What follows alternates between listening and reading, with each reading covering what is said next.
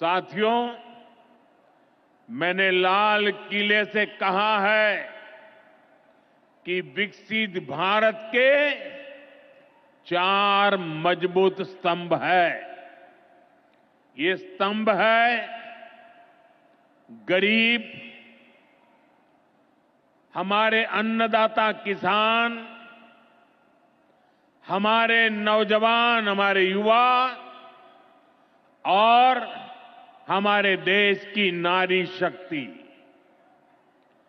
NDA सरकार चाहे केंद्र में हो या फिर यहां नीतीश जी के नेतृत्व में चल रही सरकार हो, किसान कल्याण हमारी प्राथमिकता में है।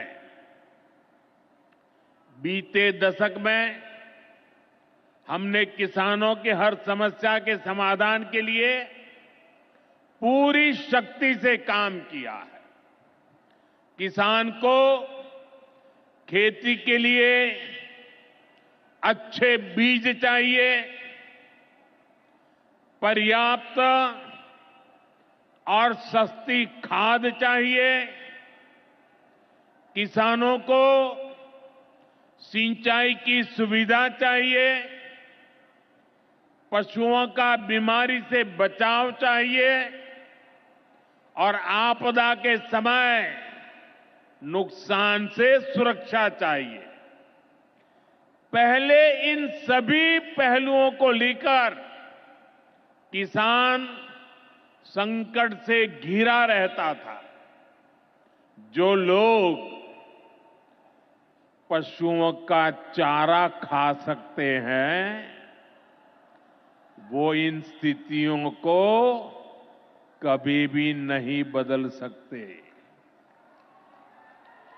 एनडीए सरकार ने इस स्थिति को बदला है। बीते वर्षों में हमने सैकड़ों आधुनिक किस्म के बीज किसानों को दिए। पहले यूरिया के लिए किसान लाठी खाता था और यूरिया की कालाबाजारी होती थी। आज देखिए, किसानों को पर्याप्त खाद मिलती है। हमने तो कोरोना के महासंकट में भी किसानों को खाद की कमी नहीं होने दी। आप कल्पना कर सकते हैं कि अगर एनडीए सरकार न होती, क्या होता? साथियों, अगर एनडीए सरकार न होती तो आज भी हमारे किसान भाई बहनों को खाद के लिए लाठियां खानी पड़ती।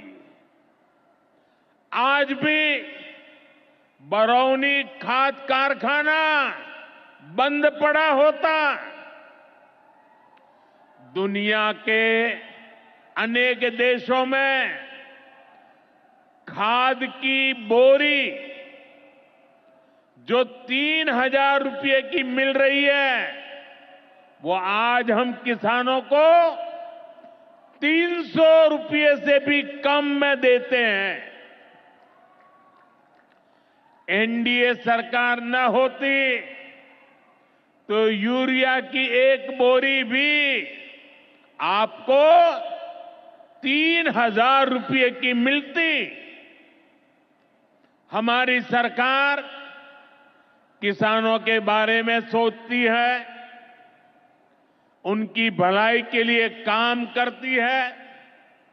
इसलिए यूरिया और डीएपी का जो पैसा किसानों को खर्च करना था, वो केंद्र सरकार खुद खर्च कर रही है। बीते 10 साल में करीब 12 लाख करोड़ रुपए जो खाद खरीदने के लिए आपके जेब से जाने थे वो बच गए, वो केंद्र सरकार ने बजट में से दिए हैं। यानी इतना सारा पैसा 12 लाख करोड़ रुपया देश के करोड़ों किसानों की जेब में बचा है। साथियों,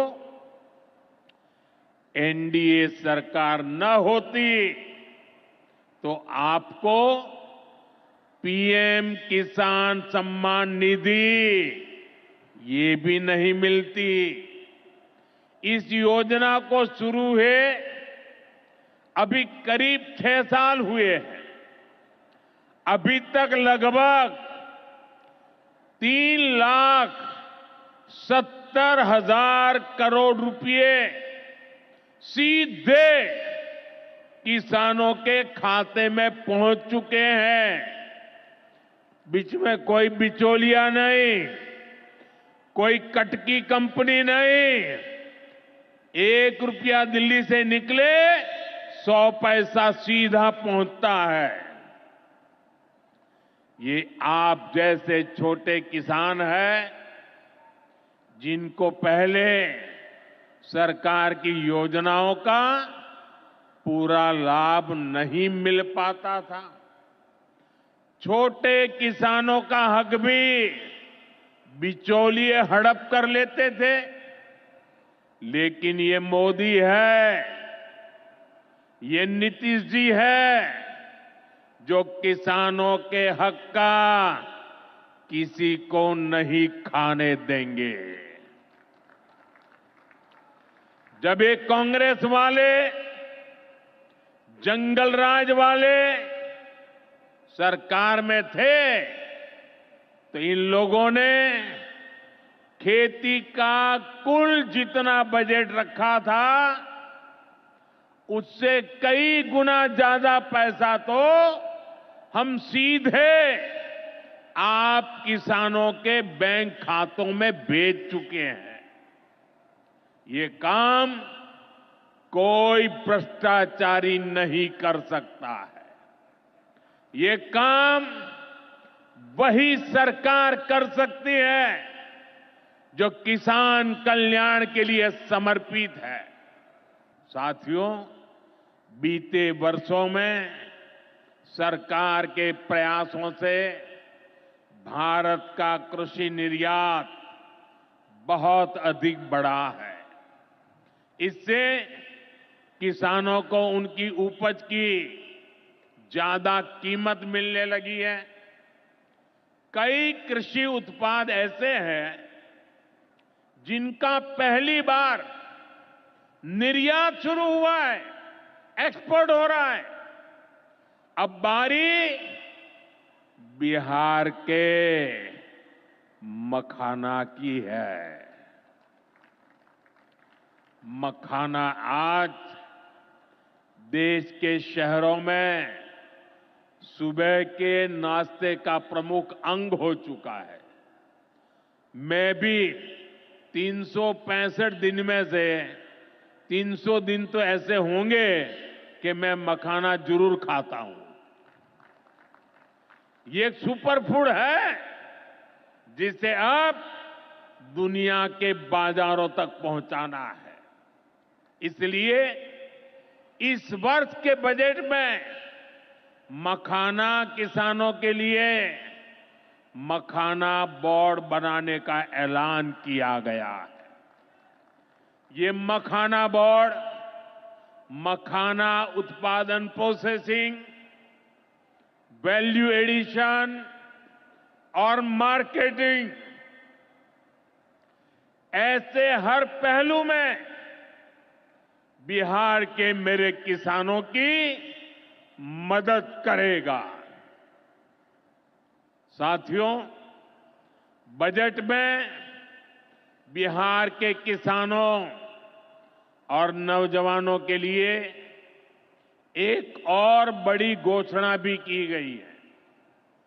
पूर्वी भारत में फूड प्रोसेसिंग इंडस्ट्री को बढ़ावा देने के लिए बिहार एक बड़े केंद्र के रूप में उभरने वाला है। बिहार में national institute of food technology and entrepreneurship की स्थापना की जाएगी। यहां बिहार में कृषि के क्षेत्र में 3 नए सेंटर ऑफ एक्सेलेंस की भी स्थापित किए जाएंगे। इनमें से एक हमारे भागलपुर में ही स्थापित होगा। यह सेंटर आम की जर्दालू किस्म पर फोकस करेगा। 2 और केंद्र मुंगेर और बक्सर में बनाए जाएंगे, जो टमाटर, प्याज और आलू किसानों को मदद देंगे। यानी किसान हित के निर्णय लेने में हम कोई कसर बाकी नहीं छोड़ रहे। साथियों, आज भारत कपड़े का भी बहुत बड़ा निर्यातक बन रहा है। देश में कपड़ा उद्योग को बल देने के लिए अनेक कदम उठाए जा रहे हैं। भागलपुर में तो कहा जाता है कि यहां पेड़ भी सोना उगलते हैं। भागलपुरी सिल्क, टसर सिल्क पूरे हिंदुस्तान में मशहूर है। दुनिया के दूसरे देशों में भी टसर सिल्क की डिमांड लगातार बढ़ रही है। केंद्र सरकार रेशम उद्योग को बढ़ावा देने के लिए फैब्रिक और yarn dyeing unit, fabric printing unit, fabric processing unit ऐसे इंफ्रास्ट्रक्चर निर्माण पर बहुत जोर दे रही है। इससे भागलपुर के बुनकर साथियों को आधुनिक सुविधाएं मिलेगी और उनके उत्पाद दुनिया के कोने कोने में पहुंच पाएंगे। साथियों, एनडीए सरकार किसानों की आय बढ़ाने के लिए अलग अलग स्तर पर काम कर रही है। भारत में उत्पादन बढ़े, दलहन और तिलहन में हम आत्मनिर्भर हो, यहां ज्यादा से ज्यादा फूड प्रोसेसिंग उद्योग लगे और हमारे किसानों के उत्पाद दुनिया भर तक पहुंचे। इसके लिए सरकार एक के बाद एक नए कदम उठा रही है।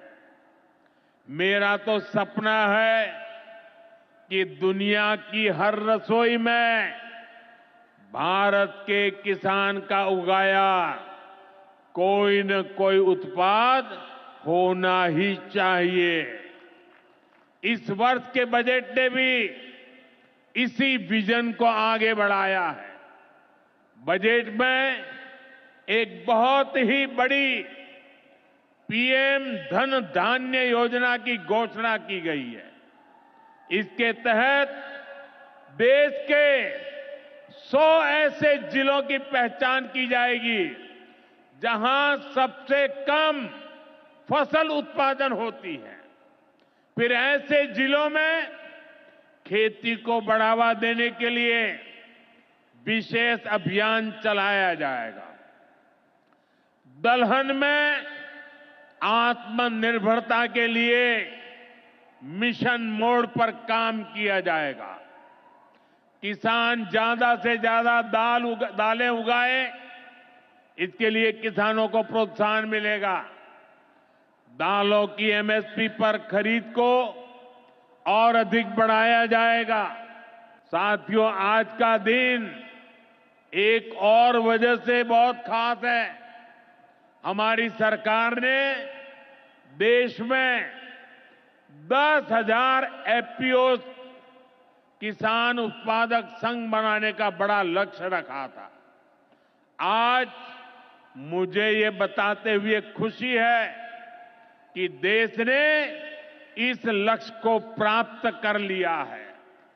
आज बिहार की भूमि 10,000वें एफपीओ के निर्माण की साक्षी बन रही है। मक्का, केला और धान पर काम करने वाला ये एफपीओ खगड़िया जिला में रजिस्टर हुआ है। एफपीओ सिर्फ एक संगठन नहीं होता, एक किसानों की आय बढ़ाने वाली अभूतपूर्व शक्ति है। एफपीओ की ये शक्ति छोटे छोटे किसानों को बाजार के बड़े लाभ सीधे उपलब्ध कराती है। एफपीओ के जरिए आज तमाम ऐसे अवसर हमारे किसान भाइयों बहनों को सीधे मिल रहे हैं जो पहले उपलब्ध नहीं थे।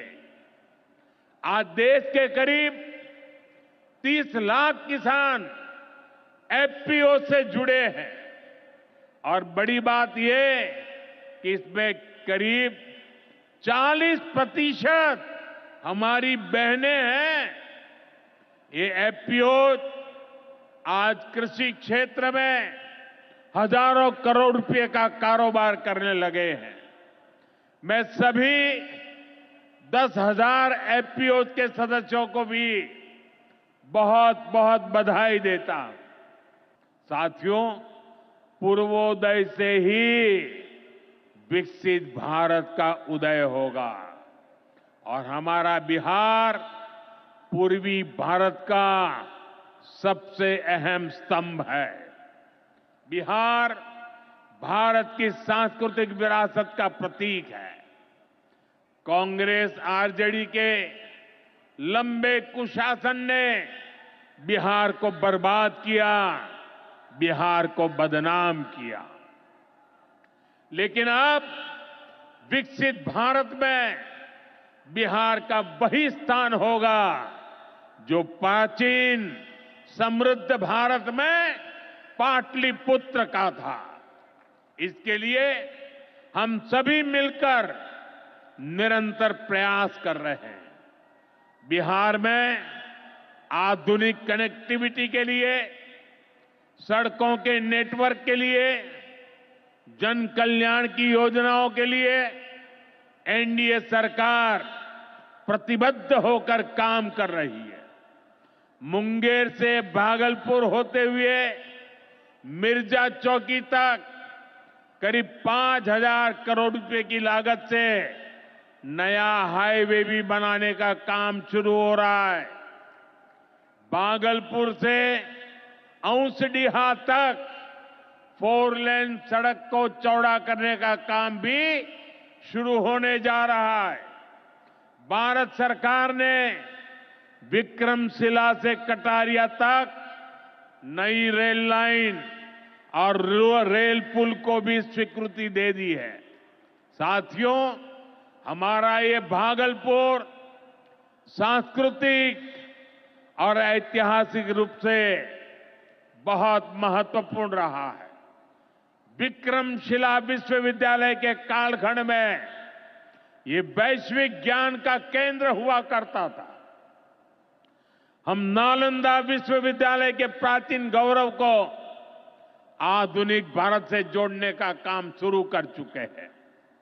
नालंदा विश्वविद्यालय के बाद अब विक्रमशिला में भी सेंट्रल यूनिवर्सिटी बनाई जा रही है। जल्द ही केंद्र सरकार इस पर काम शुरू करने वाली है। मैं नीतीश जी, विजय जी, सम्राट जी सहित बिहार सरकार की पूरी टीम को बधाई देता हूं। आप इस प्रोजेक्ट से जुड़ी जरूरतों को पूरा करने में तेजी से जुटे हैं। साथियों, एनडीए सरकार भारत की गौरवशाली विरासत के संरक्षण और वैभवशाली भविष्य के निर्माण के लिए एक साथ काम कर रही है। लेकिन ये जो जंगल राज वाले हैं, इनको हमारी धरोहर से, हमारी आस्था से नफरत है। इस समय प्रयागराज में एकता का महाकुंभ चल रहा है। ये भारत की आस्था का, भारत की एकता और समरसता का सबसे बड़ा महोत्सव है। पूरे यूरोप की जितनी जनसंख्या है, उससे भी ज्यादा लोग अब तक एकता के इस महाकुंभ में डुबकी लगा चुके हैं, स्नान कर चुके हैं। बिहार से भी गांव-गांव से श्रद्धालु एकता के इस महाकुंभ होकर आ रहे हैं। लेकिन ये जंगल राज वाले महाकुंभ को ही गाली दे रहे हैं। महाकुंभ को लेकर भद्दी भद्दी बातें कर रहे हैं। राम मंदिर से चिढ़ने वाले लोग महाकुंभ को भी कोसने का कोई मौका नहीं छोड़ रहे हैं। मैं जानता हूं, महाकुंभ को गाली देने वाले ऐसे लोगों को बिहार कभी भी माफ नहीं करेगा।